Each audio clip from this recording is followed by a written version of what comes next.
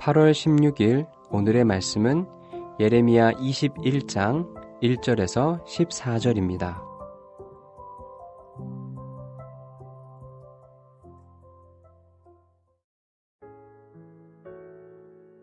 여호와께로부터 예레미야에게 말씀이 임하니라. 시드기야 왕이 말기야의 아들 바스훌과 제사장 마아세야의 아들 스바냐를 예레미야에게 보내니라. 바벨론의 느부갓네살 왕이 우리를 치니 청컨대 너는 우리를 위하여 여호와께 간구하라. 여호와께서 혹시 그의 모든 기적으로 우리를 도와 행하시면 그가 우리를 떠나리라 하니. 예레미야가 그들에게 대답하되 너희는 시드기야에게 이같이 말하라.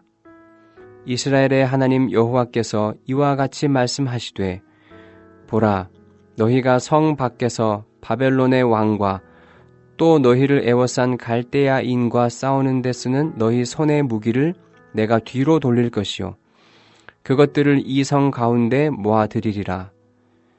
내가 든 손과 강한 팔 곧 진노와 분노와 대노로 친히 너희를 칠 것이며 내가 또 사람이나 짐승이나 이 성에 있는 것을 다 치리니 그들이 큰 전염병에 죽으리라 하셨다 하라. 여호와의 말씀이니라. 그 후에 내가 유다의 왕 시드기야와 그의 신하들과 백성과 및 이 성읍에서 전염병과 칼과 기근에서 남은 자를 바벨론의 느부갓네살 왕의 손과 그들의 원수의 손과 그들의 생명을 찾는 자들의 손에 넘기리니 그가 칼날로 그들을 치되 측은히 여기지 아니하며 긍휼히 여기지 아니하며 불쌍히 여기지 아니하리라 하셨느니라. 여호와께서 말씀하시기를 보라, 내가 너희 앞에 생명의 길과 사망의 길을 두었노라. 너는 이 백성에게 전하라 하셨느니라. 이 성읍에 사는 자는 칼과 기근과 전염병에 죽으려니와 너희를 애워싼 갈대아인에게 나가서 항복하는 자는 살 것이나 그의 목숨은 전리품같이 되리라. 여호와의 말씀이니라.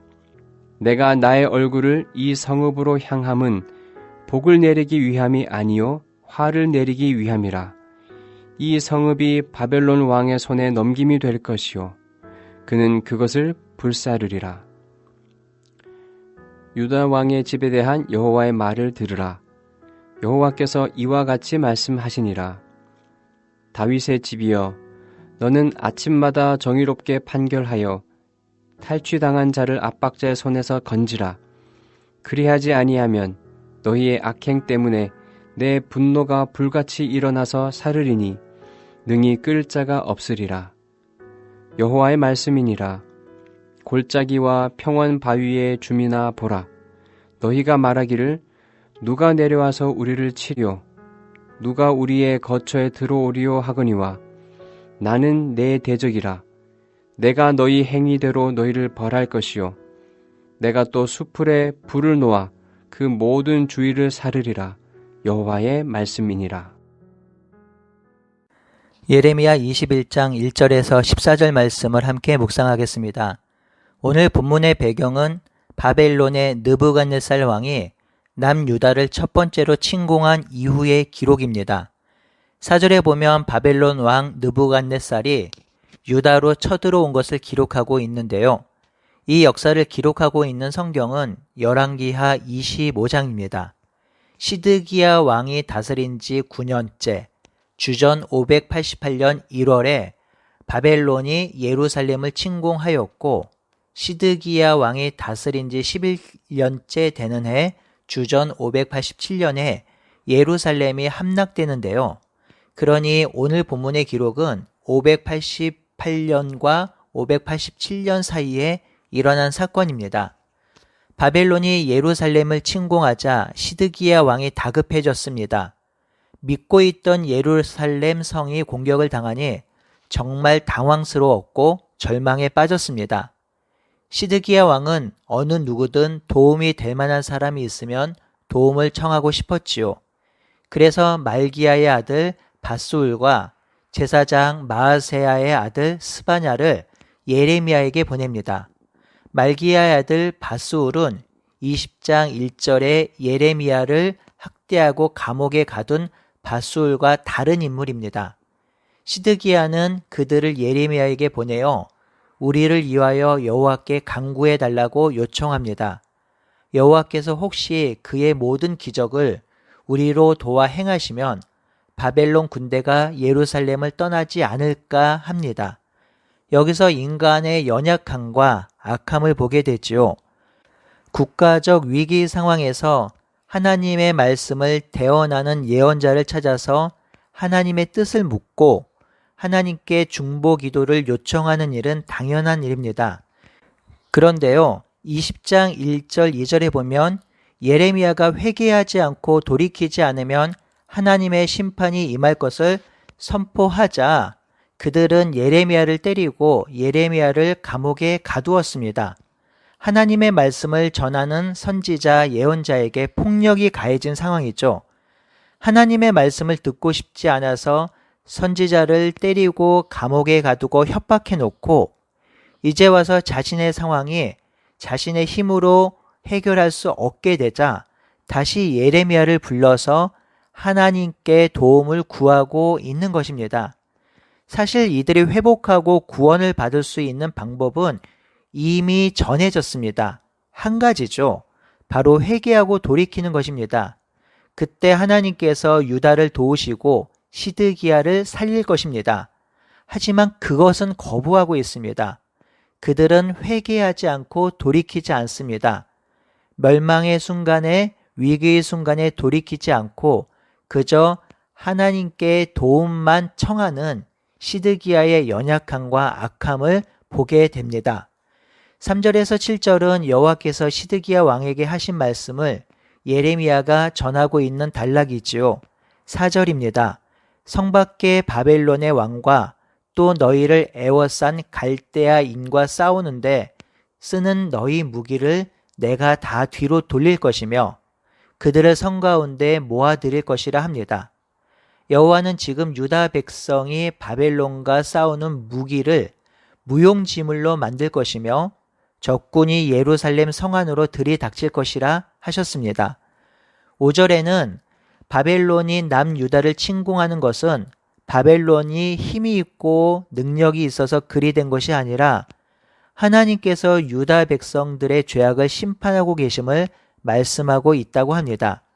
특히 내가 든 손과 강한 팔로 진노를 행하시겠다고 여호와께서 말씀하시는데요. 강한 손과 팔은 하나님이 애굽 백성을 치실 때 자주 사용했던 표현이죠. 애굽을 치신 그 손과 강한 팔로 지금 하나님을 등지고 배교한 유다 백성을 심판하시고 징계하겠다고 하시는 것입니다. 6절은 하나님이 친히 심판하는 대상을 말하고 있습니다. 사람이나 짐승이나 그 성에 있는 사람들을 다 치신다고 하지요. 그들은 전염병으로 다 죽을 것이라 합니다. 7절은 하나님이 심판하시는 전염병과 칼과 기근에도 살아남은 자를 바벨론의 느부갓네살 왕의 손과 그들의 원수의 손과 그들의 생명을 찾는 자들의 손에 넘기실 것이라 합니다. 전염병과 칼과 기근에도 살아남은 자가 있을지라도 모두 결국에는 죽을 것이라 하지요. 이렇게 백성이 죽고 심판당해도 하나님은 그들을 측은히 여기지 아니하시고 불쌍히 여기지 않으실 것이라 합니다. 8절에서 10절은 여호와께서 생명의 길과 사망의 길을 두었으니 그 길을 듣고 선택하라 하십니다. 생명의 길은 지금 예루살렘을 에워싸고 있는 갈대아인에 나가서 항복하는 것이라 하십니다. 그렇게 항복하면 살긴 하지만 전리품처럼 될 것이라 하시죠. 이 말씀은 그들에게 포로로 끌려가긴 하지만 생명을 부지할 수는 있을 것이란 말이죠. 여호와께서는 자신의 얼굴을 백성에게 드는 것은 그들에게 복을 내리기 위함이 아니라 즉 저주를 내리기 위함이라 하십니다. 결국 이 예루살렘 성읍은 바벨론에게 넘겨지게 될 것이며 바벨론은 예루살렘 성을 불사르게 될 것이라 하십니다. 성도 여러분, 오늘날 살아오면서 어려움이 오거나 뜻하지 않는 환난, 이것이 오면 중부한 자를 찾거나 목회자에게 기도 부탁을 합니다. 이런 행위가 잘못된 것은 아닙니다. 하지만 완전한 문제의 해결은 아니지요. 위기나 어려움이나 고난이 올 때 자신이 직접 하나님께 나아가며 하나님께 엎드려야 합니다. 우리 모두는 하나님을 직접 만나고 대면하고 교제할 수 있는 새로운 피조물이 되었습니다. 그러니 하나님께서 각자에게 성령을 통해서 하시는 말씀이 있고 그 말씀을 듣고 죄악 가운데 있다면 회개하고 돌이켜야 하는 것이지요. 우리는 하나님께서 성도 각자에게 성령을 통해서 하시는 말씀을 들어야 합니다. 성령께서 날마다 하시는 말씀을 듣고 그 말씀에 순종하며 그 말씀을 따라 사는 것이 바로 성도의 삶이지요. 11절에서 14절은 유다 왕가에 내려진 경고와 심판의 말씀입니다. 11절에 유다 왕의 집에 대한 여호와의 말씀을 들으라고 하지요. 그러니 11절에서 14절은 남유다 왕가를 향한 하나님의 예언인데요. 12절에 다윗의 집을 향하여 말씀하신다고도 표현되고 있습니다. 11절에 유다의 왕의 집과 12절에 다윗의 집과는 같은 표현입니다. 북이스라엘은 다윗의 혈통에서 왕위가 이어지지 않아서 정통성이 끊어진 왕조이지요. 하지만 남유다는 사울, 다윗, 솔로몬, 르호보암 이후로 다윗의 왕위가 끊어지지 않고 시드기야 왕까지 이어집니다. 그러니 남유다만 다윗의 왕조가 지속된 것이지요. 그래서 남유다 왕조를 다윗의 집이라고 표현한 것이지요. 이 다윗의 왕조, 다윗의 왕가에 하나님이 기대하시는 것은 정의로운 판결입니다. 공평과 정의입니다. 하지만 다윗 왕가는 이것을 시행하지 않았습니다. 거부했습니다. 그래서 심판을 당하는 것이라 하십니다. 13절에 보면 여호와께서 골짜기와 평원바위 주민을 보라 하십니다. 골짜기와 평원바위 주민은 13절 하반절의 내용으로 비추어 볼 때 예루살렘 왕궁에 거하면서 자기들은 안전하며 아무 일도 없을 것이라고 생각하는 사람들을 표현한 것인데요. 이런 표현은 하나님께서 그들이 가지고 있던 생각들이 잘못되었다고 비꼬는 표현입니다. 13절 마지막 단락에 보면 하나님은 예루살렘 왕가를 대적이라고 말씀하십니다. 이렇게까지 표현한 것은 그들이 정의를 버리고 불법을 행한 것도 있지만 결국 하나님의 말씀을 듣지 않았기에 다윗 왕가를 대적이라고 말씀하시는 것입니다. 성도 여러분, 왜 이렇게 격한 표현까지 하시는 것일까요? 하나님께서 예레미야를 통하여 심판을 선언하고 북방에서 바벨론이라는 적군이 쳐들어와서 예루살렘을 황폐하게 하며 살아남은 자는 포로로 끌려가게 될 것이라 예언하셨습니다. 그럼에도 불구하고 그들은 듣지 않았습니다.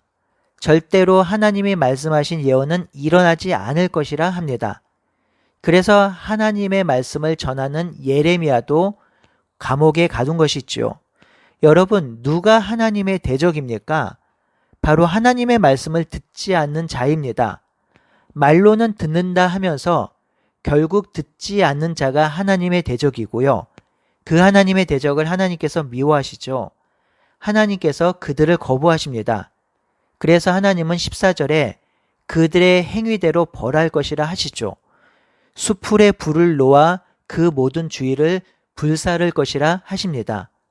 11절에서 14절은 다윗 왕가에 내려진 경고와 심판입니다. 만약 다윗 왕가가 예레미야의 말씀을 들었다면 이 백성은 회복될 수 있었고 돌이켜질 수 있었을 것입니다. 하지만 유다 백성을 다스리던 다윗 왕과 그리고 종교 지도자들, 정치 지도자들이 돌이키지 않습니다. 그러니 그들을 믿고 따르던 백성들도 돌이킬 수 없었던 것이죠. 그런 의미에서 다윗 왕가에 내려진 심판은 더욱 혹독하고 참혹한 것이지요. 성도 여러분, 직분을 갖는다는 것, 섬기는 자리에 있다라는 것, 리더의 자리에 있다는 것은 그만큼 책임지는 자리에 있다는 것이며 그만큼 더욱 정결하고 더욱 의로우며 더욱 하나님을 사랑해야 함을 뜻합니다. 오늘날 한국교회에 직분자는 많지만 그 직분에 걸맞는 영성과 경건과 정결함이 없어서 심각한 문제가 일어나고 있습니다. 오늘 말씀을 묵상하는 모든 직분자들, 하나님을 더욱 섬기는 자리에 있는 성도님들은 11절과 14절의 말씀을 다시 한번 묵상하면서 나에게 주신 직분만큼 하나님을 더욱 섬기며 사랑하며 정결하며 순종하는 삶을 살아가는 우리가 되기를 바라고 소원합니다. 아멘.